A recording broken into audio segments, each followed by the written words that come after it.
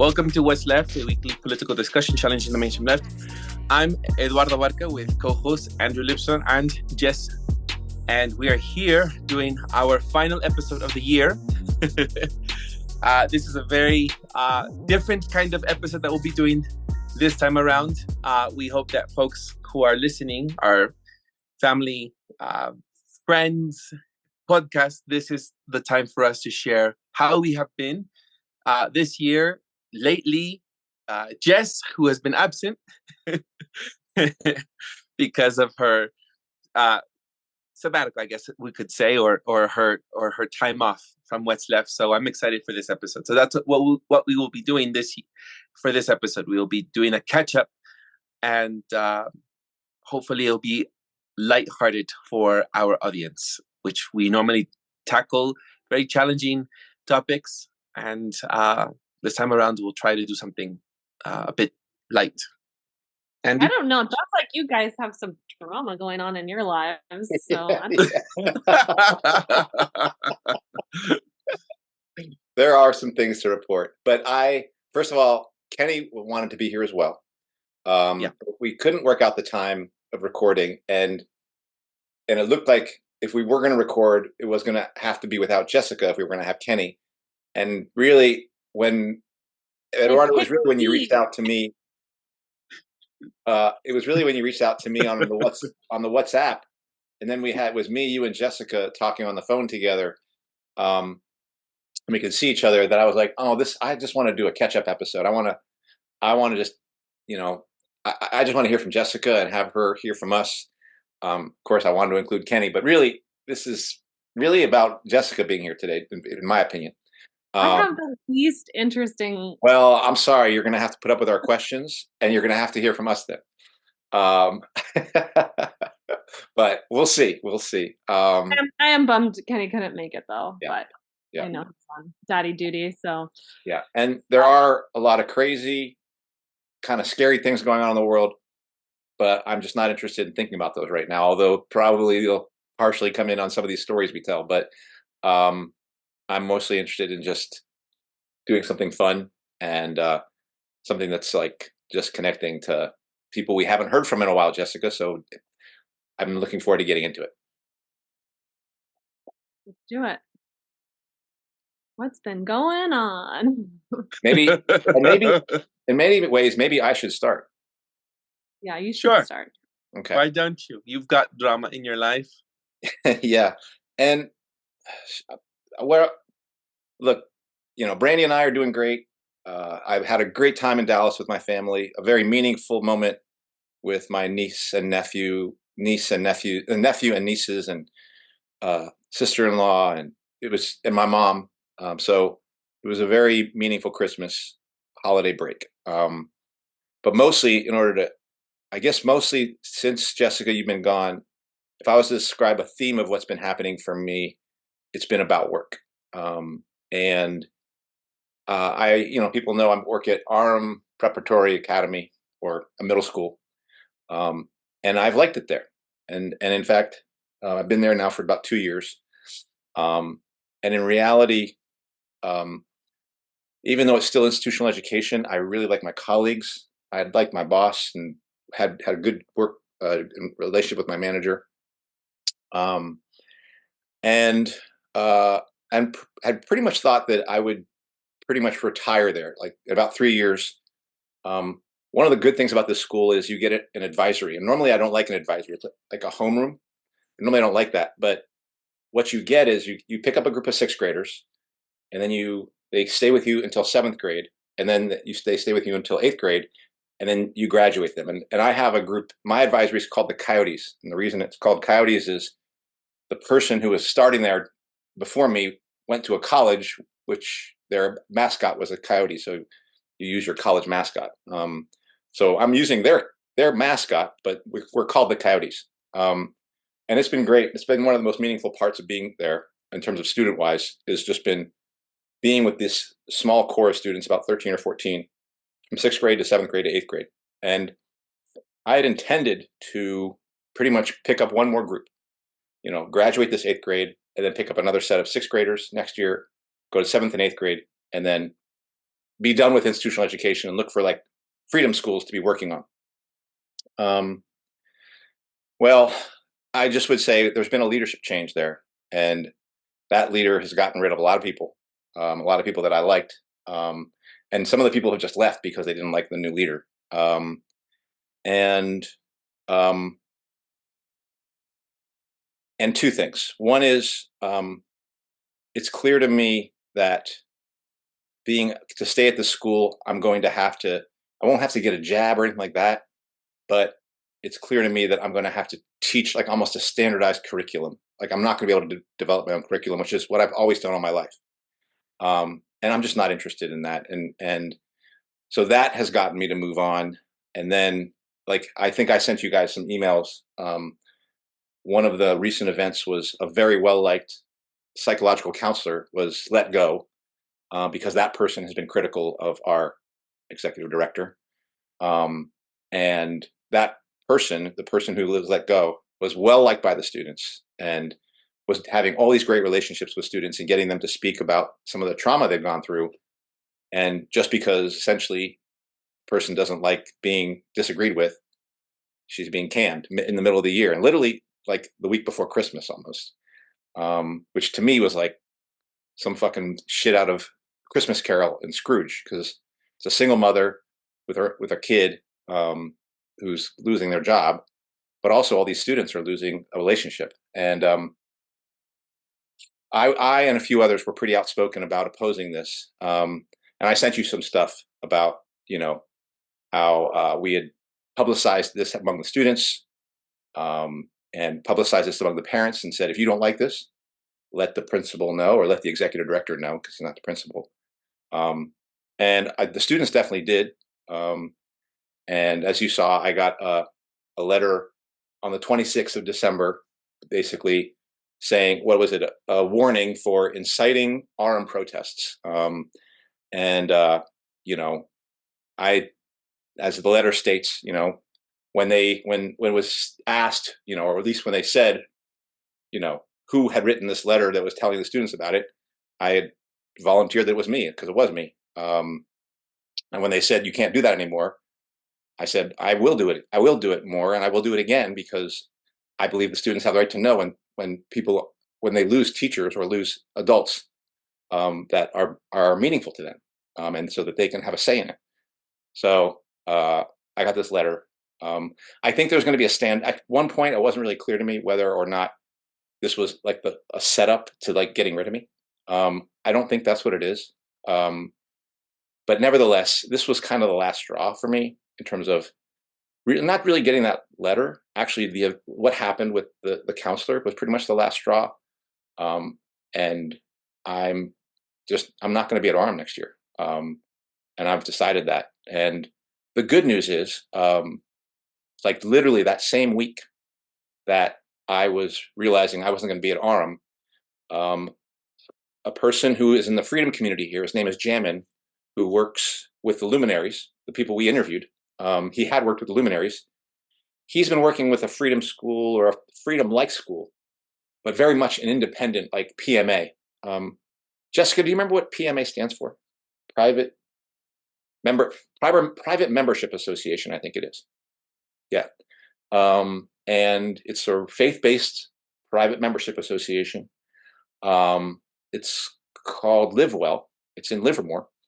And he's leaving that job. And he was like, would you be interested in taking that job? And it would start in August next year. And I reached out to the people just before Christmas. They were very enthusiastic about my resume and what they saw in my LinkedIn profile and what Jamin had told them about me. We talked on the 27th of December when I came back. We talked for like 2 or 3 hours. It's clear we're very aligned on a lot of issues, like the freedom issues, freedom education, freedom education, freedom, medical freedom, free birth. Like she also knows about some of the stuff we've talked about, like the free birth stuff. And there are other areas where we're differences, but we talked about those as well.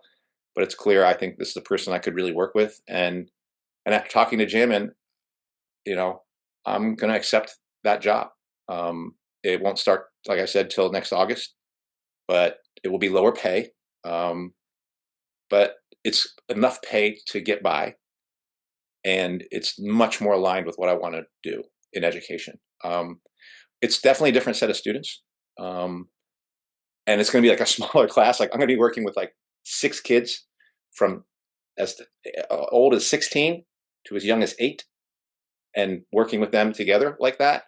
And Jamin said that can be a challenge, but he says it's great. And I, I told her I feel like I've got a lot to learn about doing this, but I'm very excited about it. Not everything, like I think there's still some things to be decided, even if they accept me. Once I accept the offer and things like that, there are still some things that could get in the way of that. I don't want to speak of those because they have to do with like stuff that is going on elsewhere. But I'm very optimistic that this is what my future is coming in my near future, and it will be good to get out of institutional education. It'll be good to get out of public school, private school, charter school, anything that sniffs of the government. And this they have set themselves up to be completely independent from the government through the PMA, so that the government cannot, when they impose whatever kind of things, they can be completely free of that. So I'm excited about that, and I think it's if it pans out, which I'll know more in the coming weeks possibly. It's I think it's going to be, it'll be another chapter to report on here on what's left. So I just wanted to share that with you. That's exciting. Congratulations. I know it's maybe too early to say congratulations, but it sounds I think congratulations is right, at the very least, of setting an intention, just like you had for yourself about 2 months ago when you had set an intention of going on a different course. I think congratulations is right. Do I know for a fact like this will be the specific job that I'll get? No, but I think I'm much closer now to getting to what I want to be. And if I stay in institutional education, it's only because I can't find the opportunities in the freedom realm, but I think it's just a matter of time. Was this the interview that you had just this week? Yeah. It's so crazy to me how, like one catastrophe happens that you feel like a door is closing, and then like, boom, I don't know. That's exactly what happened to me in 2021. It was like, oh my God, shit, I'm like 2 weeks away from losing my job. Oh, offered a better job. Like, what? Well, and yeah, and like literally, I feel like it was in the same week that like, and Jamin had not talked to me in a while. Like, I mean, we check in every once in a while, but Workers and Students for Choice. His name sounds so familiar to me. He's been around us, but he has not been to a Workers and Students for Choice meeting. But he's been maybe the Luminaries ladies mentioned him. I don't know his name. Yeah, so familiar. Yeah, I think his name was Benjamin, but he goes by Jamin. Oh yeah. Okay, I definitely have encountered his name in somewhere, because now that's ringing bells too. And he's a great guy. So, and I really appreciate him thinking of me when he's thinking of moving on. Yeah, that's awesome. Yeah, I'm excited for you. Thank you. And so we'll be telling you more. I'm glad, or I'm going to be staying at Orem in January and February and March, and hopefully till May, and let these 8th graders graduate. And at first I was disappointed at the idea that I wasn't going to do one more round of 6th, 7th, and 8th. But I don't feel that way anymore.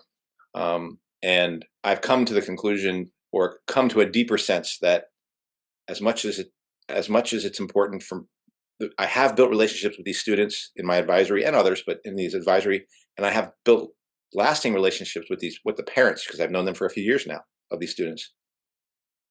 But I realize now that those relationships ultimately are in service of keeping them inside these institutions. And I'd like my relationships to be free of that. So that's my story. Andy, you've gone from a major institution, public education, right? Yep. And then suddenly to another institution that you thought was possible to Right.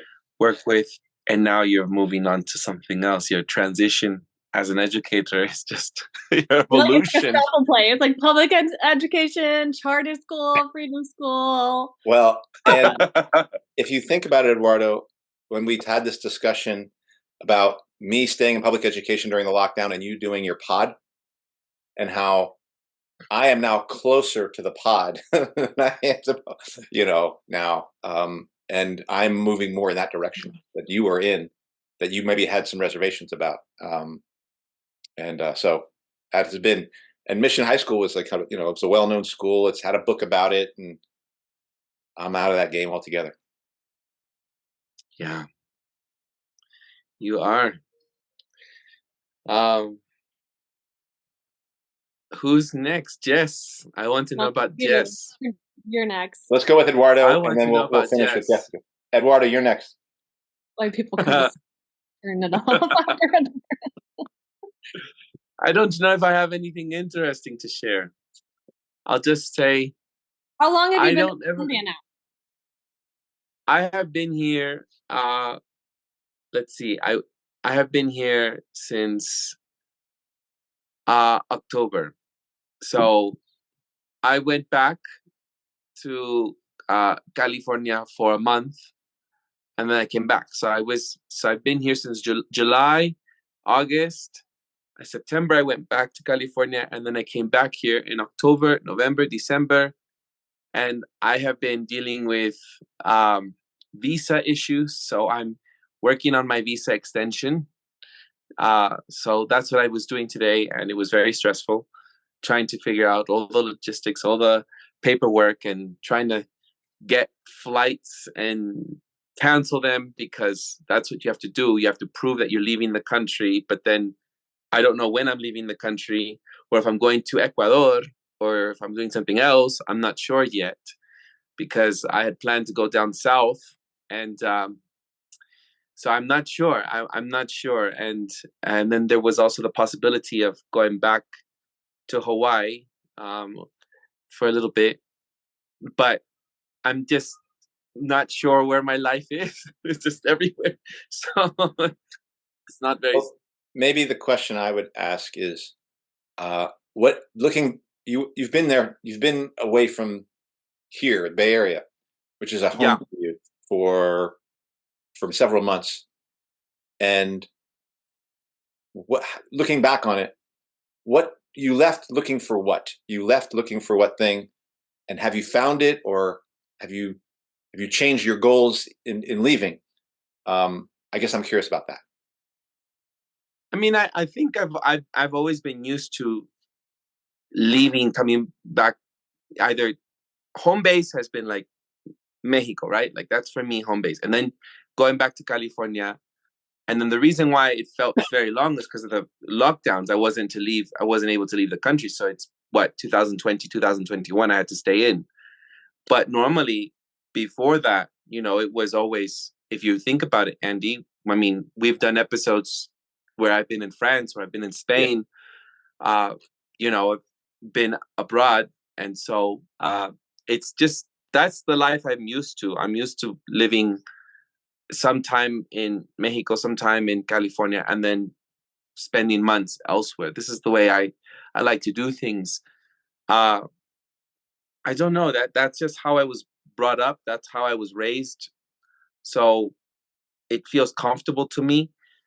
I have a lot of things in California, but I also have a lot of my other stuff, like notebooks and a lot of clothes, and at my grandmother's house in my room there.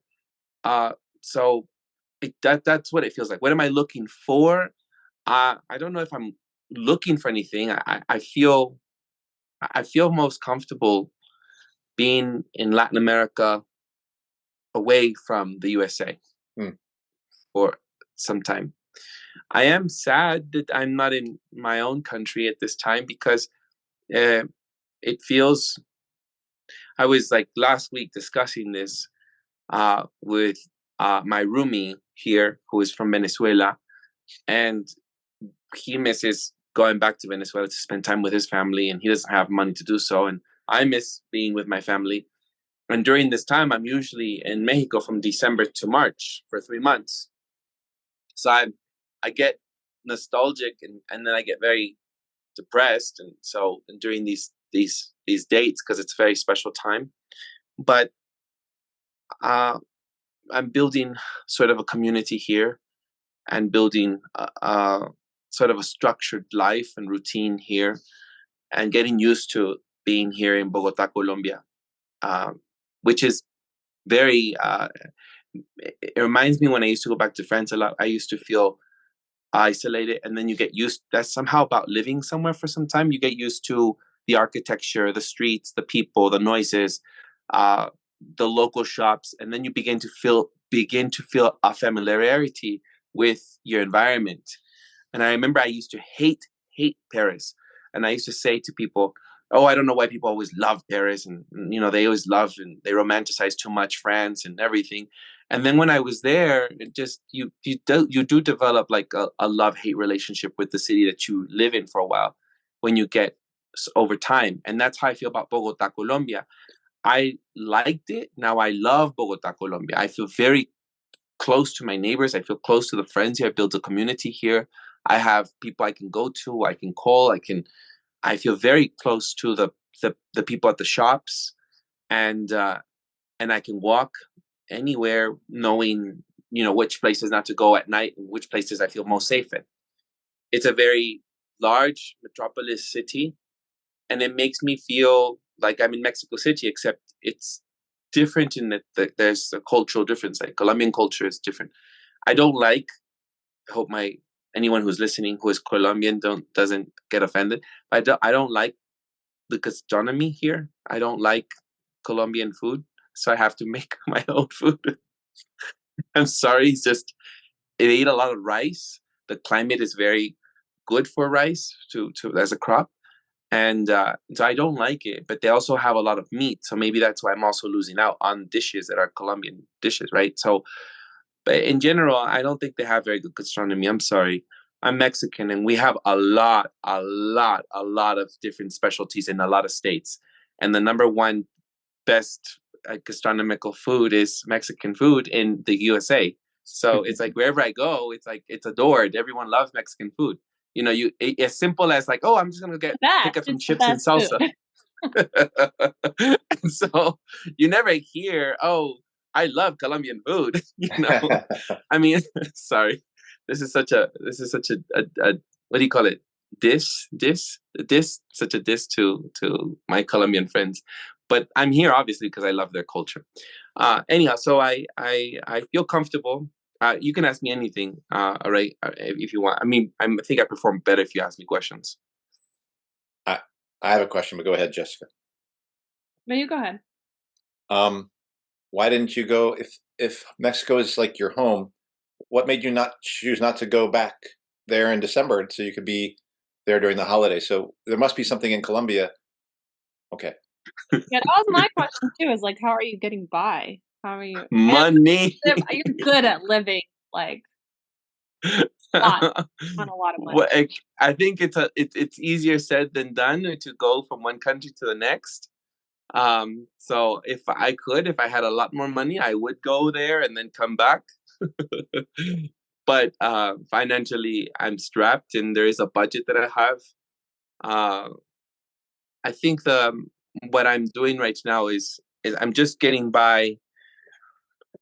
Three things I'm doing financially. So there's one that I have an interpreting gig that I do English to Spanish and Spanish to English that I can do on the phone, or I can do virtually. And that's one. That's two, I translate documents. So financially, I do what I can to survive, and it's also very cheap. Colombia is a very cheap country.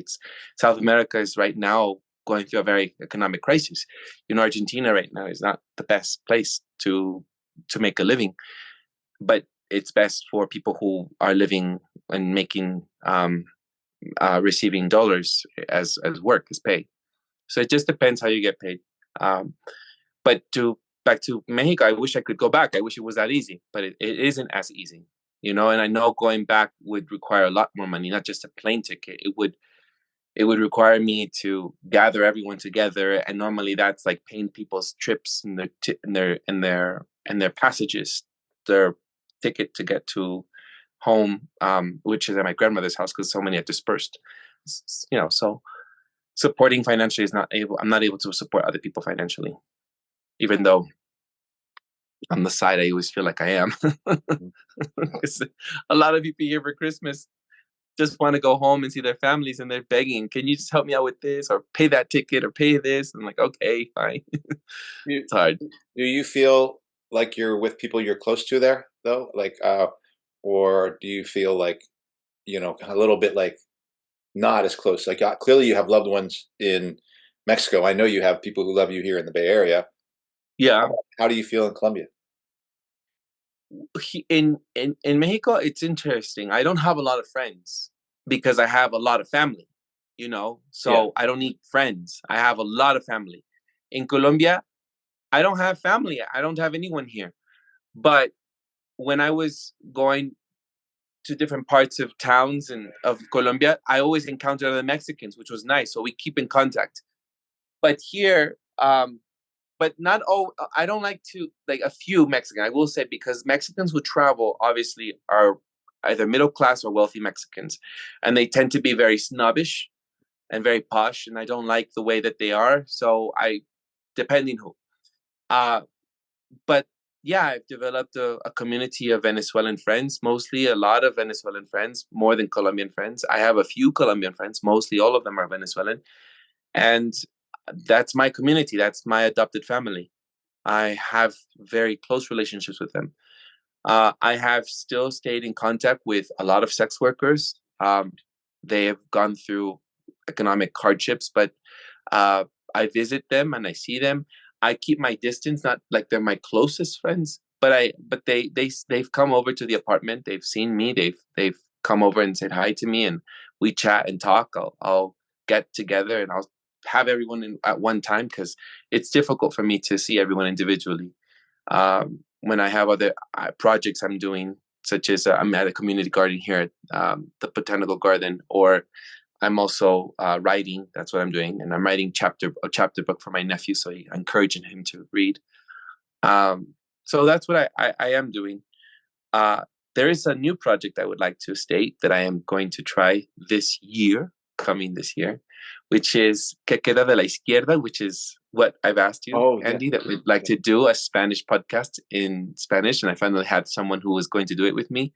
I would love, if Kenny is listening, to join me anytime to stop by and to do an appearance frequently if possible. But I know he's got his other duties to take care of. So if he can do 2, English and Spanish, that'd be great. But I have asked someone else to do it with me who is Venezuelan, and that would be great for me. So that's the project I'd like to get started next week. So that's what I will be announcing. Everything will be uploaded on what's left, of course. That's what is coming up. So I have some projects in the works like that. What is it called, Eduardo? You had a in title. Spanish is Que Queda de la Izquierda. What's left, basically. Oh, I get it. Okay. Yeah, it's the same thing, but in Spanish. And I think I even made a little logo for it. Yeah. Because you had been wanting to start it up. Like a year or two back, it was something you really were passionate about. Yeah. So it would be great if you could pull that off. It would be great. I've been ready for it for a long time, but I don't want to do it alone. I don't want to do anything alone. I want to do it with somebody else. Yeah. And I want someone to have the time to do it with me, Yeah. Well, I think that's cool. Last question. Jessica, you have a question for Eduardo? Oh, I just wanted to hear any updates on your sweet nephew or your SFM. Your SFM. Well, updates on my family. My nephew's turned 9 years old. 9 years old, and we speak. It's not the best, obviously. We speak virtually. We do a video call, and like I said, what I'm giving him is a small chapter book where it's a story about a child that's been visited by an opossum who's a little witch who's asking him for help to go to the mountains to go find this wizard because the wizard's been incarcerated. And so anyhow, there's this long story of these animals. There's a skunk, there's a it's all these Bay Area animals because I did it so you can get acquainted with the Bay Area animals. So there's a skunk, there's an opossum, there is a raccoon. It's all written in Spanish. I'm trying to translate in my head. And there's even a beaver because there's some beavers that live but farther out than SF. And so it's about this boy trying to go get this to save this wizard, and only children can speak to the animals because they still hold this innocence. And so as you get older, you lose the ability to have magic powers because you lose your innocence. And so so I'm writing this story for him, and I've written 3 chapters which for him are long, and I'm trying to write the 4th chapter right now for him. So that's what I'm doing as connection to my nephew and my family. My brother is working things out on his own. I think for him, the co-parenting that we've done for so many years, for him, it feels like, okay, there's a break. Eduardo goes off for some months, comes back. So it's those transitions for him that I know are challenging. Everyone else in SF, I've tried to stay in contact through WhatsApp or some other form of. I stay in contact through to messaging, but it's always difficult. It's always difficult. I think who doesn't complain are my European friends. They always are just like, when you're back in Europe, just come and see us.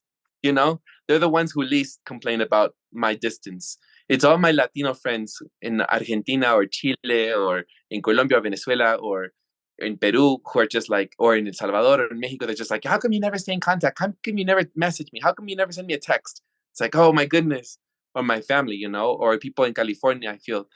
But I try to stay in contact as much as possible. It's challenging when you are surrounded by a different environment and different people. It's hard. Yeah. Any last things people should know about your time, the time you've had away from here in the Bay Area? Well, I feel I mean, I don't know what people want to know. Just I feel disconnected to my community and the mission community, who I get calls all the time. I feel like I still am connected, but I serve them in a different way. I serve them with information, immigration mostly. That's what I'm doing. I feel like an immigration advisor, which I'm not, but that's what I've been doing, just helping people out with their forms and answering questions and figuring things out and school stuff and school policies and sort of stuff I'm not feeling very keen to organize around about. But that's just the way it is when people are in the system. I think maybe we should move to Jessica. Yeah. All right. Well, I want to know how Jess is. Do you, Jessica? I know you said you have nothing to share. I mean, we can. No, I just don't have big life updates or anything like that. Yeah. What can you tell us about? I feel similar to Eduardo that I don't know. There's certain aspects of my life, and just I don't know. Right now, I feel like I'm in a era where I'm just not really sharing that much of my life on the internet, and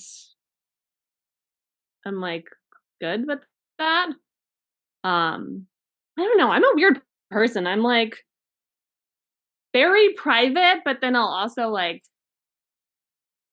if somebody asks, I don't mean on the internet, but in actual life, if anybody, a close friend, acquaintance, or a complete stranger asks me something, I have no problem sharing. I'm never triggered of oh my God, I can't believe you asked me that personal question or whatever. So yeah, it's more I don't have any big updates, and I also don't really know what people want to know. I don't know. I'm not a celebrity. Well, I have some questions. Okay. Eduardo does. Okay. First off, if I remember right, you were going to be looking into first of all, I'd be curious what your experience has like been teaching this semester. It can be short, but just what it's been like it or not. And if I remember right, you were thinking of maybe trying to find a different either kind of position. I'm not even sure if it was going to be in teaching.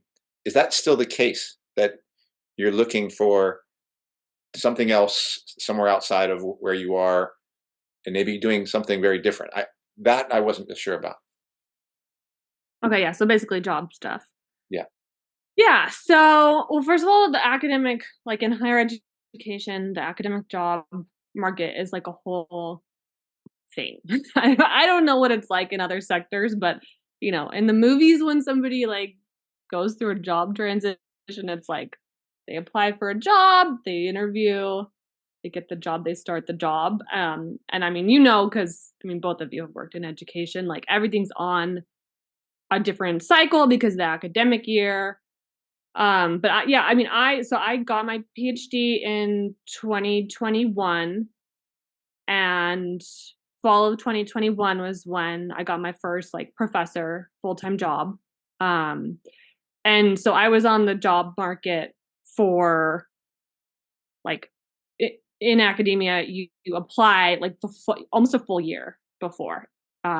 It's like a whole thing. You have to have a whole portfolio, and it's very involved.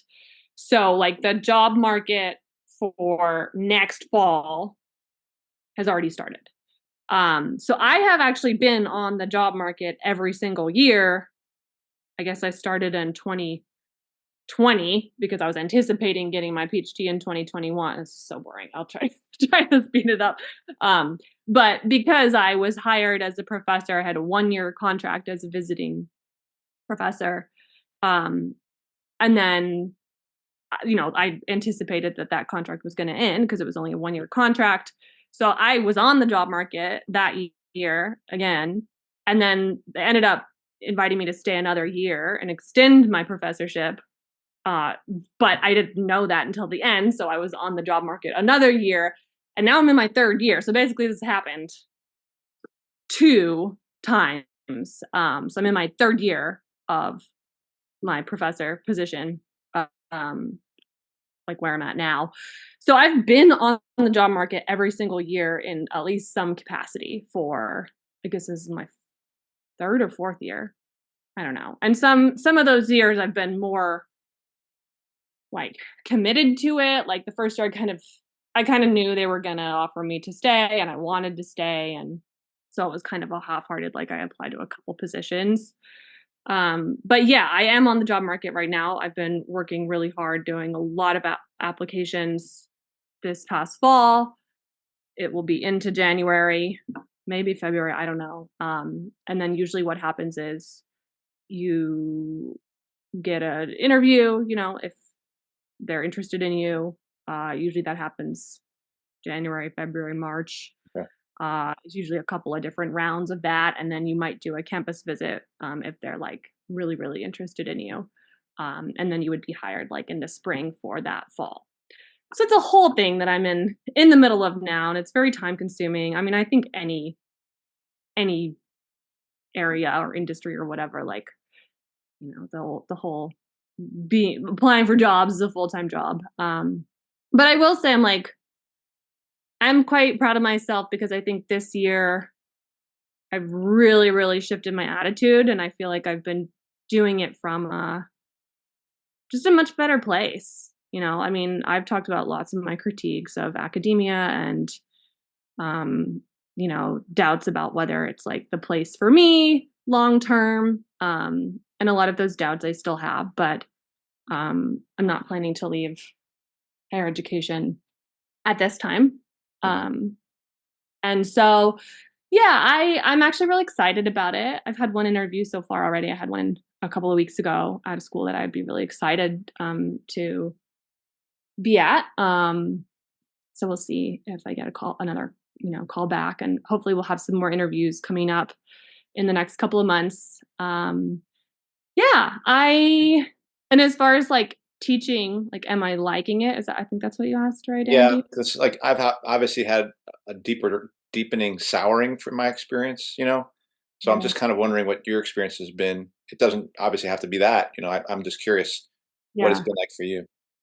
Kind of opposite. Actually, kind of like I feel like, I mean, we were all just so traumatized in, 2020 to 20, whenever we all went back.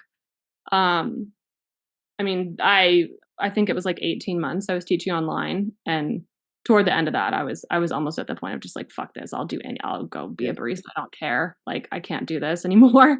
Um, and I feel like every year since I've been in person, so I guess, yeah, a couple of years now, 2-3 years now, each term, depending on what I'm teaching, um, I've kind of like fallen in love with being in the classroom with students.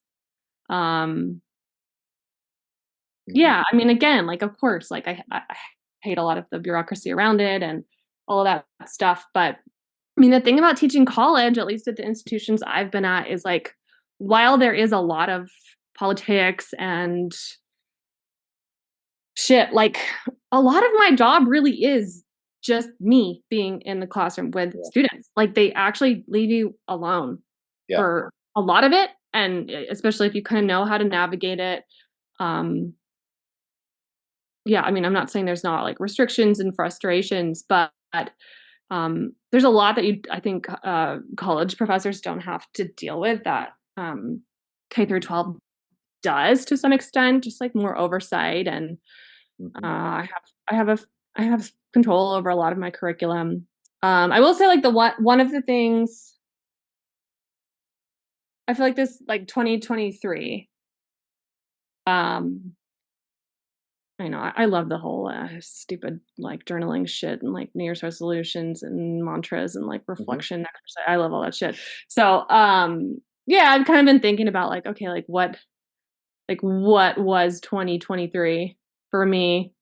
And I think one of the things, how do I put it? Like, I feel like I just got a lot clearer on what I want, like for the things I want, even just like really tangible things. Um, and in the, I mean, in a lot of different areas of life, but in the career area. So last year they had a tenure track position open up at the institution that I'm currently at.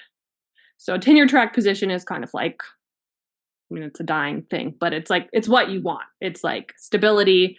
It's not a 1-year visiting contract like I've had, meaning I have to be on the job market every single year, like not sure where I'm going to be at any point, constantly feeling unstable. You have more protections and more stability, and it's like, more or less permanent. Um, so there was a tenure track position that opened up, and it was in rhetoric and composition. So in English in higher ed, there's kind of, I mean, there's a lot of different variations, but there's kind of like 2 tracks. There's rhetoric and composition, and there's English literature. There's also creative writing, like my master's in creative writing, but that's kind of separate. So you can get your PhD in either one, but pretty much every college freshman has to take a Ret Comp class. It's like usually like writing 101 type of class, like college class. So usually there's a lot of demand for those types of classes. So most English professors teach some Ret Comp. And I'm fine with that. I'm good at it. I've taught a Ret Comp class in some capacity almost every single term since 2013 when I started teaching. I don't mind it. There's things I like about it. At that time I was really happy here, like where I'm living, and it was a good opportunity. They obviously know me, so I stood a good chance. So I applied for it. And I got to the very final, like I said, multiple rounds of applications, interviews, and they treated it like they didn't give me any shortcuts or whatever. Like, I did the whole everything. And I got to the final round. I think they had like 3 candidates do like the full campus visit, where you give a job talk, you go and you teach a like teach a class, and you do interviews with all the different people and tour the campus, which was hilarious. I was like, Yeah, I know. I know where the library is. I know where the consider is. It was kind of a funny experience. But anyway, so I got all the way to the end, last three, and I didn't get it. Mm. And the guy, I don't know. I mean, maybe it's just what they told me, but basically what they told me was like, we have no complaints. We love you as a employee, and we love you. We loved everything that you brought to like the application process. But the guy who got the job has a PhD in rhetoric and composition. I mean, I know him now because he's my colleague, and it's like his dream job.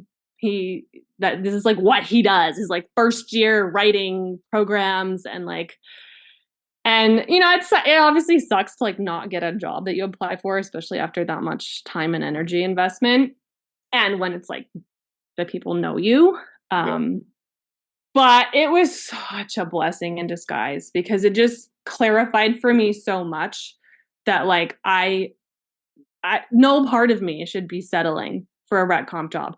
That's not what my degree is in. That's not what I love. What I love is teaching literature. And that, like, especially these last couple of terms, I usually have kind of a split schedule. Like I teach a couple of writing classes, and then I teach. Sometimes I get to teach creative writing, but then I usually have like a lit class. I just fucking I love teaching lit. Like I love it. So that's what that's what I want to do, and that's what I should do. And so most of the positions that I'm applying for now, I'm being very, very discerning with anything that's more on the rec comp side. Again, like doesn't mean that you won't teach rec comp. It's just like I don't want to be a professor of rhetoric and composition. It's not what I'm trained in. It's not what I want. So it was very clarifying for me, and I feel like that experience, which that was way back in the spring. Yeah, and I don't know, it kind of feels like we're like the first 2 years here in this place, like just living here, were great. Like it's such a great, like nurturing, transitional, like awesome experience for me. And now I feel like we're just kind of capped out and we're ready to go. Yeah. And especially because it's winter. It's like our third winter here now, but so yeah, and I'm also publishing poetry again as of the last couple like months. That's like a pretty recent thing. I just had a couple pieces accepted in the last month or so that are going to be coming out early next year. And I'm always writing, but I haven't sent my stuff out, like my creative stuff out. I've been publishing like critical stuff, but I haven't sent out my poems to anyone since I think the last time I published a poem was like 2017. So that's also like kind of a big deal, and like also really cool to like I just started sending them out again, and I've already had like two pieces placed. So that's cool. That feels good. We need to do a poetry episode. Nobody wants to hear that. Nobody wants to hear that. Are you kidding me? I would, but I know what it just means because of the world, the way that things are going. But I would love to hear it. I don't care if people want to hear it. There are epidodes that only have you meaning Jess's, like I thought we were sharing poetry, but you mean Jess's poetry? Yes, we would. Yeah, that's what he means. What do you? Oh, I thought like a poetry episode where we share poetry. No, I don't care about other people's poetry. That I would do. That I would do. And I want to do the opposite. I see. I heard. I understood differently. No, Jess. I think we should do a poetry episode just on. Yes. You. Thank you. All right. Good. 2 out of 3. You lose. We could talk about poetry, but I don't know about. That would be great. So we should do that, but that'll be later. I think that's a big deal to get clarity that you're talking about, and it's a simple thing to say, why not go for what I want? But we sometimes get confused and I get our heads turned by our fears. Yeah. And it would have been such a, you can leave any job, like just because you have tenure doesn't mean you can't leave. But yeah, I just would have been like, in retrospect, I think it would have been capping myself. Yeah. Like it would have just been like, well, I'm here. Well, it's a good thing, And I don't know, Eduardo, if you were going to ask anything, but I I would be curious in those episodes before you left, you were talking about kind of a new journey in relationship to you and wealth creation. And I know you started your tincture business, and my mom bought all your products. And like she likes them, and Brandy has some, and now Hema has some, and Heather was interested in them. I'm just wondering how that journey, in terms of not just in that area, because you actually have a number of things where you provide either a service or have a business. I'm just wondering how you would describe that switch you wanted to make. Yeah, I know. I monetized my yoga classes this past year. I did a fair amount of astrology readings, and yeah, I started my apothecary, which, I was looking back at my like journals from last New Year's, and like one of the ones that I think it was in my women's circle actually, that we did this exercise where you like write statements.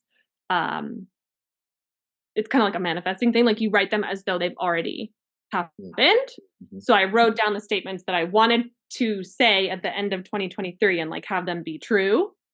And it's funny because one of them was I started a business, and the apothecary was totally not the business that I thought I was going to start or like was intending to start. I did not think like a year ago that I would ever monetize that. I was like, absolutely not. I mean, I loved making this stuff like for myself and friends and stuff, but I was not intending for that to come about. But it's just funny, like how, like most of the statements, like pretty much all of them except maybe one, kind of came true or whatever. But not always like in the way that you expect, which you know, that's like the magic of life. Yeah, and it's not ever something I'd want to do full time. I think I know a couple people who like that's their full time gig, like they run something similar to an apothecary, and it's amazing. But I don't think that's like my full time calling. But I love doing it on the side. It's so cool that like people are buying my product. I mean, it's not like by the hundreds, but yeah, it's really cool. Very, very cool. And I do really appreciate the support from you and the What's Left fam and your extended family. And yeah, it's cool to see kind of like who is like interested enough to actually like buy a product. It's kind of it's a big deal. Yep. Yeah, and wealth, like, oh my god, yeah, I'm still going to be a big theme for 2024 for me is money mindset. But I feel like I've come a long way since like it was kind of like 6 months ago where I kind of was like, okay, I'm gonna change this mindset or start to. And yeah, I won't go into it, but like I had a couple of weeks just recently where it was very stressful. It was the first day of snow and my transmission on my car went kaput, like irreparably dunzo, which meant that the car was totaled, which was not something I was anticipating. And this is the first car that I've ever owned, like just myself. I've only owned 2 cars, and the first one I co-owned with Nate for 8 years. And then this car that I bought when I moved here was the first car that was like mine. And I was planning to sell it if I end up moving. I was planning to ride it out through the winter and then hopefully sell it in the spring, if I end up moving next year. And it's old and rusty, but it's been all right. And it's great for the snow. That's like why I bought it, And so I got the fancy ass tire, snow tires put on, everything ready for the winter. I'm like, all right, here we go. Let's do it. Transmission dies. Car is totaled. It's snowing. I have Nate's car he works from home. So his car does not drive in the snow. Like I couldn't even get to work if it was like icy. Wow. I mean, it gets really inclement weather, on the mountain passes around here. You really you have to have car that can get you safely from point A to point B. So Yeah. it was really stressful, and it was just like a huge financial thing that I was not anticipating for the year. Not only to like have to get a new car or like a new used car, but also to not get any of my investment back on this car that I bought. Like I didn't think I was going to make back like everything that I put into it, but I thought I'd get something in the spring, that somebody would want it for like at least a couple $1,000 or something. But yeah, even the scrapyard, like they only wanted it for the salvage yard only wanted it for scrap metal. Oh, so I got like $200. Ooh, Salvage the tire. Yeah. So yeah, Nate, bless him, went to Portland with me. It was like the last 2 weeks of term, so work was crazy too. Weather was crazy. And we bust our asses. We went out to Portland. We fucking just pedal to the metal to whatever it is. And yeah, I have a sick new car. Well, it's not new, but it's a really cool car. It's a Subaru, and I had to finance part of it, which the only loan I've ever taken out in my life is a student loan. So it's kind of a big thing to like borrow money. I don't think debt's like something to be taken lightly. But yeah, I don't know. There was just like a lot of competing motives and like old patterns of thinking. But I think by and large, I actually navigated the whole thing better than I expected. I think I handled the stress and the money, and also just like people offering to help, not necessarily like to buy me a new car, but like to accept like different forms of help when people offer it. It's not something I'm always very good at. It's like, oh, figure it out myself. Like, yeah. And I have this new car, which it sucks to have car payments every month now, but it's a much more reliable car than anything I've ever driven before. It feels like a spaceship. It feels like Elon Musk is like in the car with me. Kind of creepy, but I'm like really happy about it. And I like every time I go out to my car, I'm like, hell yeah, this is my car. Like, so it was I guess it was a like good like surprise test from the universe of like, oh, you say you're changing your money mindset, but like try to navigate this one just at the end of the year. Yeah. So yeah, that's been a whole thing too. That's great. I mean, it's unfortunate, but I know what you're saying when you say blessing in disguise kind of thing. Yeah. Yeah. And last update is I am learning to hoop. Bought myself a hula hoop like a week and a half ago. And it's awesome. It's like the most like useless, non-monetizable, there's absolutely no purpose to it except for just like, I don't know, being like a 10-year-old. I mean, I guess it's like movement or exercise or whatever. I could make up a bunch of things, but it's like, I love it. I love it. And do you mean like just doing the shaking your hips? Because I have a neighbor who does all sorts of things with the hoops on the hands. And yeah, that's what I'm learning. I mean, I'm only like a week in, but I'm actually I've never been able to hula hoop for even like, like 15 seconds. It's like hard. Even when I was a kid, I don't know. It never clicked. And so I was like, I don't know if I'm going to be able to learn this. But I'm improving really fast. Yeah. So I can like do like little transitions, and I don't know. I think social media did something because I kept getting all these like videos and things popping up on Instagram of like people hooping. I think it's kind of becoming like a trendy thing now. And I think it just like at a certain point I think I like liked one of them at one point, and then the algorithm was like, oh, like she's gonna be on the market for a hoop. She needs a hula hoop. Yeah. And my neighbors think I'm psycho. I'll like go out on my back porch and like there and just like put on my earphones and just fucking hula hoop away. That's very random and very funny. Yeah, I'm just getting weirder every year. This is the Eduardo, do you have any questions? No, I think Jess has covered a lot. I appreciate all of Jess's share. Oh my. And it's Nate and I's 13th anniversary this weekend. It sounds like my you guys are goodness. doing very well. So I'm happy. Yes, that's what it sounds like. I appreciate everything you have shared, Jess. It really, you lighten things up. And, you know, wherever your journey takes you, I'm always going to be intrigued and people's lives and your life in particular, because I know you personally. So, so anyhow, I can't believe it was spring when we were all together too. I was thinking about that too. Yeah. Highlight experiences from the year, and that was definitely one of them. Yeah, I am wondering if that's something that it might be able to happen. Although I will say, my spring break is going to be taken up with driving Brian to New Orleans. But if I mean, yeah, no, I'm looking forward to that. If I don't know if you're thinking about being able to do something like that, so I would definitely welcome that if it's possible. We have to plan for it. I don't want Jess to just be the only one coming over. Yeah, I don't know. A lot of stuff is I think for you as well, Eduardo, it's like, I don't know when I'm going, where, what's happening. Yeah. Who knows?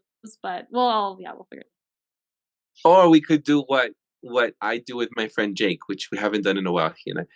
But if I plan to go over there, he then switches over to come to me. But if he can't come and I have to go over there, then he has to contribute so that I can visit him. So we'll just have to contribute so you can come visit us, Jess. I do love that stuff. I don't know, it has a good energy. Even with you should come. You should come. Oh, you should be applying in SF. But Eduardo, you've got to get back here first.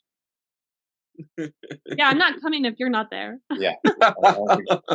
I'll be back. Yeah.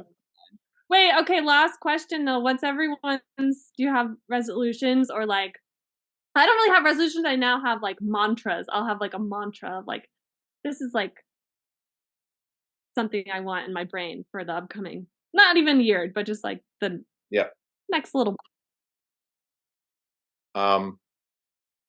Like mine last year was I step into abundance. Isn't that cringy?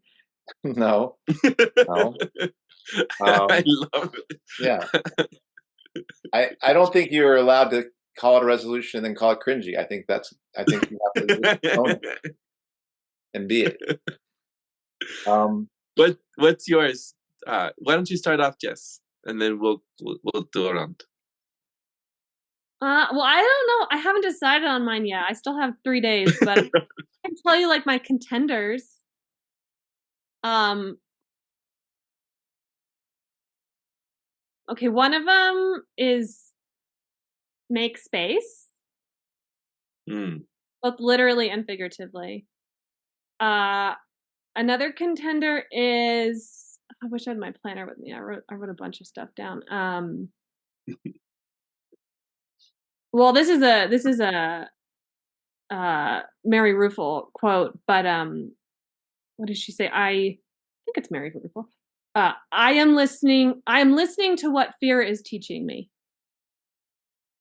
I'm listening to what fear is teaching. I think that's the quote. And also,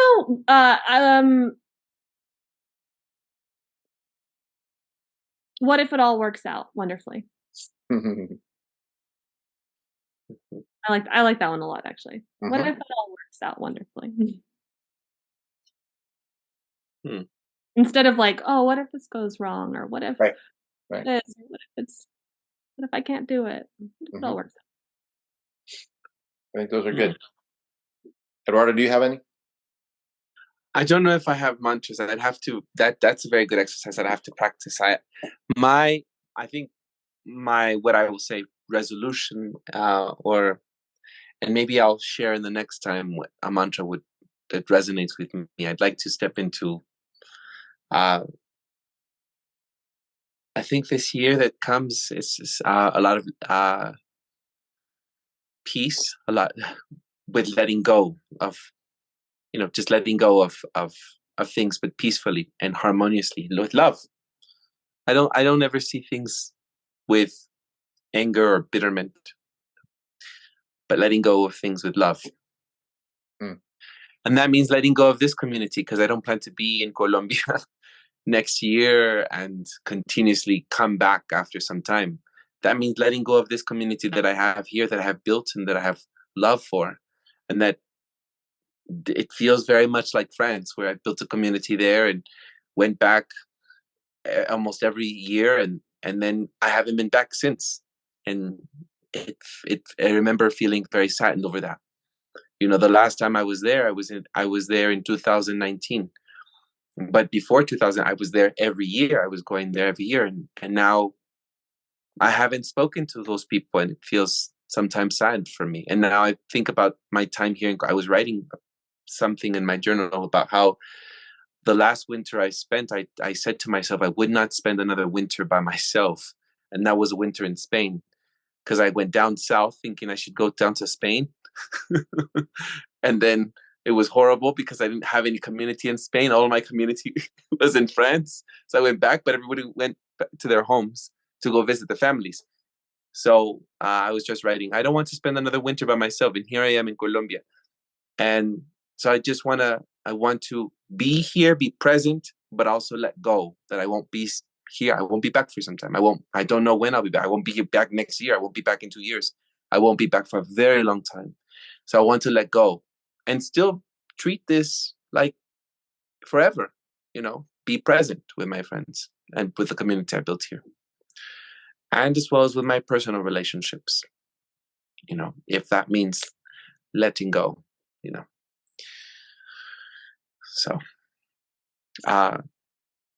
that's what I look forward to.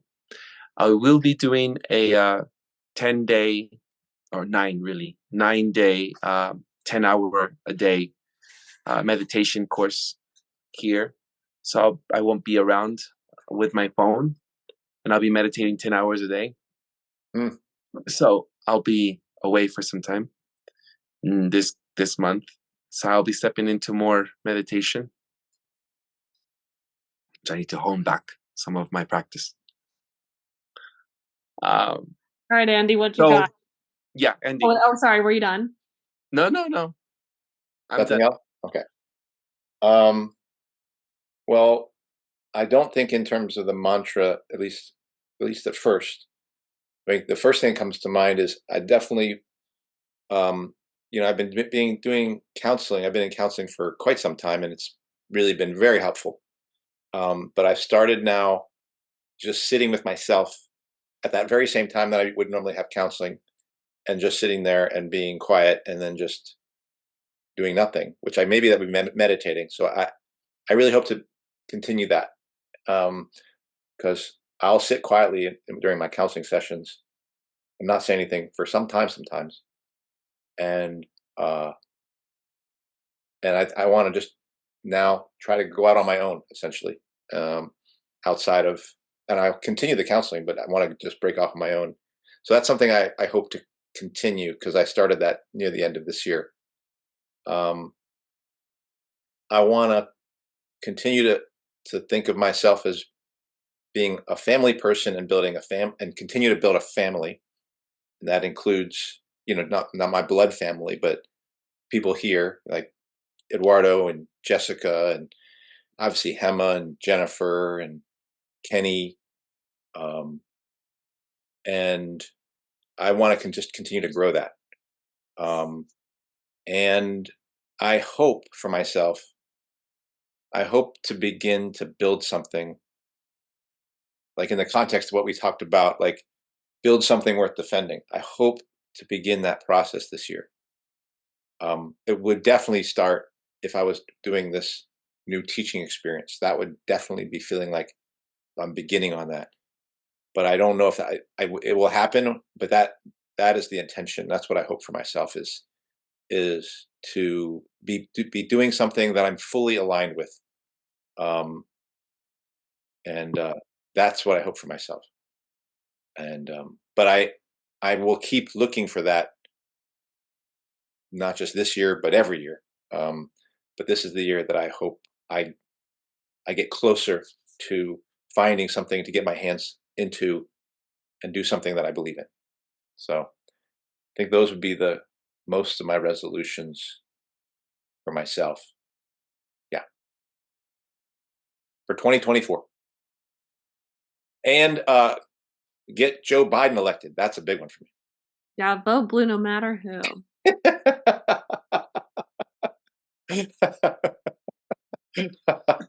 Or alternatively, compost my ballot. Yes. Well, thank you all for doing this, and Jess, I thank you for ending on the resolutions. I think that's important. I think we need to refine. I don't think any of us had like a clear, crystallized answer yet, but we will by the 1st. I'm happy with what I got. Or whenever. Yeah. You caught me off guard, Jess, when you asked the question. Well, then you were like, "What are yours?" I was like, "I don't know. I got 2 more days." I think yours were good. I like having like one though, that like at least like for the next couple months, that like this is what I'm gonna do. Yeah. I don't know if I can think of just I one. have to narrow it down. Happy New Year, everybody. Happy New Year. Yeah. And I'm sure 2024 is going to be another humdinger. Freaking Pluto and Aquarius. Here we go.